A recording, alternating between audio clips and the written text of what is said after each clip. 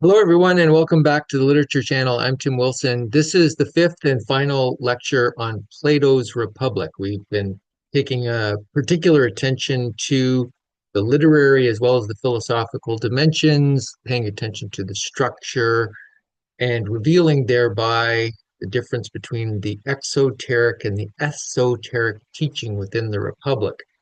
So in the last lecture, we looked at the peak of the Republic, books 5 to 7, with the discussion of some of the most famous images from the work, the images of the sun, the line, and the cave. And now we're going to turn to the last three books of the Republic, books 8 to 10. So let's get started. So Socrates had finished that discussion of the education of the philosopher in books 5 to 7. And now he goes on and recall that that whole discussion, books 5 to 7, is in effect a digression from the overall argument of the Republic. So the overall argument has to do with the construction of, or the definition of justice, and then let's find it through the construction of the the city and speech, and then where justice and injustice arise in these things. So that's carried out in books 2 to 4. And he's about to go on to discuss where injustice arises through the destruction or the decay of these cities through progressively more unjust regimes. And he was about to do that at the end of book 4, and then goes on, because he's prompted to by his interlocutors, on a digression of the philosopher, philosophic rule, and the education of the philosopher. So now he returns to, after that digression, the argument proper, to the discussion of the decay from the just regime. So he now describes how progressively unjust societies develop out of the decay of the foundations of the just city described in the first 2 to 4 books there. And we should note that the assertion that the just city was actual in a previous time, this is the earliest time. It's a return to a mythical notion of the foundation of societies in a good time that is previous, and that we have decays. We see this in Hesiod's Ages of Man, and we'll see that the progressive decay of these regimes actually mirrors the Ages of Man of Hesiod. So human existence is referred to as better before, and having been divinely ordered, and we've fallen from that. And that's a mythic tropos. So as I said, Socrates describes 5 progressively unjust regimes. So starting with the just regime, the rule of the best, aristocracy, that can decay into timocracy, to oligarchy, democracy, and tyranny. So we see this decay in the description of these regimes, and then also in the description of the soul that fits these regimes in books 8 to 9. And this maps onto Hesiod's Ages of Man, the aristocracy mapping onto this golden age, democracy to a silver age, oligarchy to a bronze age, and democracy to the divine heroic age. That's the heroic age of the heroes of the era of the Trojan War. This was a time of Greece's great heroes, and is the last kind of mythical, legendary time that the Greeks would look back to. And since then, they see their time as being an iron age of fallen humanity. So in that ordering, we should notice that democracy is the regime that parallels the divine heroic age. And so despite the criticism that Socrates heaps on the democratic regime, it's the regime that most closely parallels the heroic age. And why is that, is the question. And we could say that democracy is the regime that tolerates all ways of life, including the way of life of the philosopher. Plato called it the golden age, or a golden age, after looking back at the age of the 30 tyrants in his seventh letter. And we should note that despite criticizing it in his discussions, Socrates, in fact, in the way he lived his life, spent his whole life in the Athenian democratic regime and refused to leave, according to the Platonic dialogue, when offered an escape in that's depicted in the Crito. So Socrates seems to have preferred the democratic regime indeed for the individual. So in actual practice, as an individual, it is the preferable regime because it tolerates the philosophic way of life, but preferred other regimes in speech as advancing more profitably the common good, because democracy's end is freedom, not virtue. It doesn't induce non-philosophers to become as good as they can. So that's a very quick overview of books 8 and 9. And then in book 10, we have the critique of art and the myth of So the closing book of the Republic. And we close in some ways returning to the beginning. So the first of all, the critique of art, more particularly the critique of poetry, returns to a critique of poetry that had been undertaken in the discussion in books 2 and 3. So Socrates begins by saying that the poets praise tyrants and are honored by them, and tyranny and democracy are portrayed as the most erotic regimes. Even lawless desires are permitted. So this is in the discussion of tyranny. Poets praise eros, or desire, and on another occasion, Socrates will enlist the help of the poets to sing a proper praise of eros in the symposium. So the first discussion of poetry in books 2 and 3 had to do with its ability to provide the proper type of lie or untruth. So the politically focused discussion of poetry centers on its ability to tell the right lies or myths so that it can inculcate the political virtues. Will it inculcate courageous guardians, for instance? And you'll recall in our discussion there that there was a critique of the poet's depiction of the underworld as a non-desirable place. That's not going to inspire warriors to risk their lives. We have to present new untruths and new lies to inspire and to form guardians that will risk their lives for the community. Now, in book 10, we have a discussion of poetry in relation to its ability to provide the proper disclosure of truth, as opposed to earlier it provided the wrong lies. Now there's limitations in its ability to reveal the truth. Now, book 10 follows the discussion of that peak of the philosophic pursuit of truth and the truth of the forms, the truth of the good outside of the cave. So now we're in a position maybe to see how poetry relates to, let us say, levels of being and our epistemological relation to those levels of being in the divided line or in the cave allegory.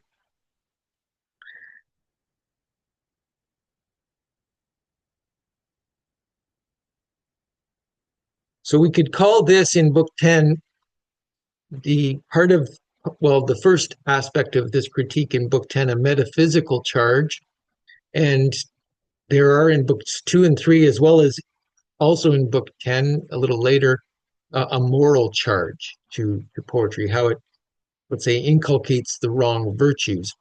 So that's the moral charge. Then the metaphysical charge has to do with its relationship to truth, of being.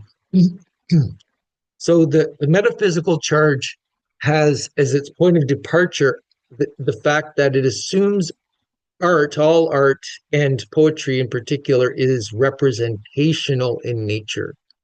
So what do I mean by that? So art is, in the first instance, a mirroring or a representation of the world that is out there, things that are in the world or pre-existing entities. It doesn't create or forge for the first time. And this will be throughout the tradition, throughout the Western tradition, basically in theories of art, we're always responding to Plato in some way about these fundamental points of departure.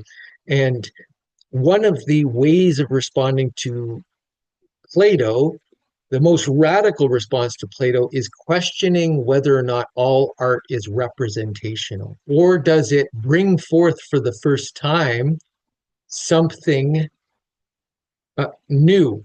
So, so I think, for instance, the Romantics tried to get there to some extent, that it's not representing a thing out there, it's not mirroring the world. And famous M.H. Abrams analogy of the mirror versus the lamp. So traditional art had been seen as a mirror of the world. Romantic artists provide a lamp. They shine a light on things that maybe were occulted before. But in some respects there, all they've done is turn the mirror. They say art is expression. It's an expression of the deep insights of the poet. So art is, in a way, a representation of the deepest emotions and thoughts of the poet there. Okay, so the mirror has been turned inward, so to speak. So back to Plato. So the point of departure being in this metaphysical critique of art that it's representational. And as I said, this will basically form the basis of Western metaphysics and Western metaphysical approach to art throughout the tradition. And what the consequences of this are, that this representation is more or less poor in relationship to the original. Art is several degrees removed from the original. It conceals the original by being copy of a copy. Back in back in the old days when we had paper copies, and people don't use those much anymore, but in a photocopy, in a situation with a photocopier, if you're photocopying a copy of a copy, then you get more distortions. So too with art. Art is a copy of things that are in the world, which themselves are copies of the forms or essences of things. So let's use an example. So the painting of a mountain, for instance, shows the mountain only from one angle. So maybe the light is at the painting shows the mountain at dusk, and the light is from a certain angle. There's shadows in a certain way.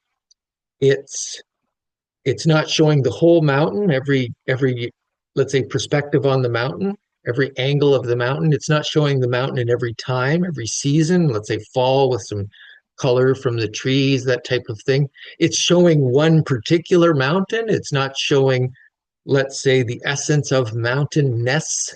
It's not showing all particular possibility. It's not showing all of the breadth of possibilities and the essence of what is a mountain.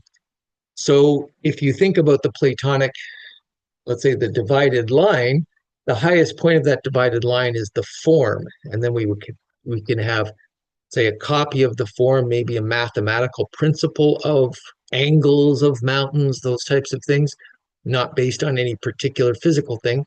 And then when it comes to our third dimension on the line, we would have a particular thing in the physical world. Okay. And we can only have opinions about these things because they're changing, they're particular. This is akin to the empirical sciences, remember. And then finally, we can have illusion if we are dealing only with slogans or images of that particular thing, that type of thing. So art aligns with that. It aligns with the realm of illusion or copy of a copy. Now, let's take this mountain example. And the point of departure again is that it's a representational schema, and that we're further removed from the truth because we're a copy of a copy. But I guess we can look at, let's say, Cézanne, and this is the reason I used this example of a mountain painted by Cézanne, and maybe it's purple, maybe there's no mountain out there. It's not trying to represent a particular mountain, right? So it's a new way of bringing forth mountain for the first time. It's an attempt to allow mountain to arise for the first time in a way we haven't seen it before. And we'll see there are different attempts at this to try to, let's say, skirt the issue of representational art and poetry.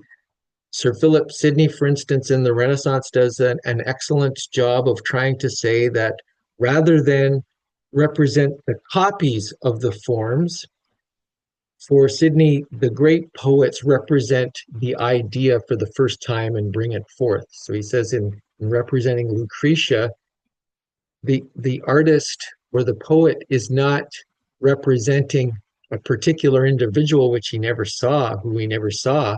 He's representing the virtue of Lucretia and bringing that forth for the first time. It's a beautiful passage. So that's the metaphysical charge. Now, Plato goes on to add to his moral charge. Remember, in a way, he'd already presented a moral charge in books 2 to 3 because poetry or the existing poets had not been teaching the correct virtues because their lies were not correct. And we've just seen how now they can't tell the truth either. So here he adds to this moral charge because art is removed from the truth, it appeals to the lower aspect of humanity. So while the higher, more rational aspects are drawn to that which is true and enduring. So the key point is that Plato's point of departure is this assumption that there is a form or essence of bedness, which includes all the possibilities or the essence or the meanings of bed. What are the possibilities of a bed? Our earlier example for mountains, same thing. What are the possibilities, the meanings of mountain? All of those are encapsulated in that form of mountainness, which is made by God. And then there is a particular bed and particular manifestations of beds that are made by craftsmen, or today probably made in large plants with machines and maybe the occasional person. And these are made with an eye to the form. So if the essence of bedness is something like different possibilities for a tool for helping humans to sleep, let's say something like that, if I were to use an awkward phrasing, then whoever's making a bed keeps that in mind and says, okay, well, we've got this form, it's of bedness, which is a tool for sleeping, and I can make it this way, and that will be a particular, let's say, view, a particular view onto the form. Maybe it's a four-poster bed, and it's got a drape over it, but that is not all the possibilities of bedness. You know, maybe some kids have a bed that's in the shape of a race car or something like that. And then the artist is going to be painting this bed, or the poet's going to describe it in some scene. And here they're describing or copying that particular copy of the form. So that's, and if we were to schematize it this way and line it up again with our sun line analogy, the analogy of the cave, we can see that the artist is at the bottom rung of the line, is at the bottom point of the cave, staring at shadows and or presenting those shadows on the cave wall. And then Socrates closes by presenting this myth of to go back to some of the initial challenges around justice being presented as a good in itself and not just for its rewards now and in the afterlife. He says, yeah, this is why we've kind of come to an end of the discussion. This is why justice is good in itself, but you should know that it's also good for its rewards because we can turn to the myth of So is a soldier slain in battle and miraculously returns to life after 12 days, having witnessed the afterlife. So he sees the judgment of souls. Souls are judged and sent either to the heavens for reward or to the underground for punishment. For 1,000 years, he sees a vision of the cosmic order, which includes this spindle of necessity, this kind of cosmic axis surrounded by the fates and the planetary spheres. he sees souls choosing new lives after 1,000-year journey. The souls choose new lives from a variety of human and animal existence, some noble, some foolish. Philosophers are the soul trained in philosophy chooses wisely, avoiding tyranny or suffering. And the souls drink from the river Lethe. Remember, Lethe means forgetting, and truth, of course, is aletheia, unforgetting. We end off with this myth of Lethe, to forget their past before being reborn. So we have this moment of closing off with forgetting, a concealment, to almost return to that point at the beginning of the dialogue. I went down yesterday to the Piraeus, this descent into the underworld, which is also described here. So the end of the Republic mirrors the end of Book One as well. Socrates had proven justice as salutary in Book One without coming to define or know what justice is. Then Socrates proves through the Republic as a whole that justice is a well-ordered soul without coming to define or know what the soul is. This is again part of that abstraction from the body or from eros and ultimately the soul that is the necessary condition for the view of justice as dedication to the common good. In this way, the Republic doesn't provide a complete teaching of justice. However, it lets us see certain elements of justice. We see that trans-political justice of the philosopher depends on the knowledge of the whole, yet it also needs the city, a smaller whole, so to speak. The Republic raises the question of the whole and to what extent it is knowable, and shows the limits of the city. So if we were to have some concluding thoughts, I think we could say political life and its attachments are seen as important in the work as a whole, in the face of the denigration brought by the first philosophers and the sophists. But Plato does not teach political idealism. The Republic is ultimately about, like the work as a whole, is ultimately about ordering oneself. It's not about designing a plan to undertake radical reforms of the political. That's part of the satire of Aristophanes' assemblywomen, and how and the reason Socrates alludes to that at the beginning of Book 5, to the comedy, the male comedy being completed, and now it's time to do the female. These radical reforms are exactly what's being highlighted as fundamentally flawed. So political justice is affirmed on one level, parts playing their proper role within a larger whole, while philosophical justice is also affirmed on another level, parts playing their part in a larger whole of ideas. The Republic is ultimately about ordering oneself. And back to a quote I mentioned earlier, Socrates says, "Then shall we say that the supremely happy man is the one who is justest and the best, that is, the philosopher king who is sovereign over himself, and that the supremely wretched man is the one who is unjustest and worst, that is, again, the man who is most tyrannical, who tyrannizes completely both over himself and over his own country." So with that, I'll close. I hope you've enjoyed this series of lectures on the Republic. As I've mentioned, this is definitely one of my favorite works of all time. It bears rereading, countless rereadings. I hope this is help you for whether it's your first reading or a rereading of the work. And I will see you next time. Thank you.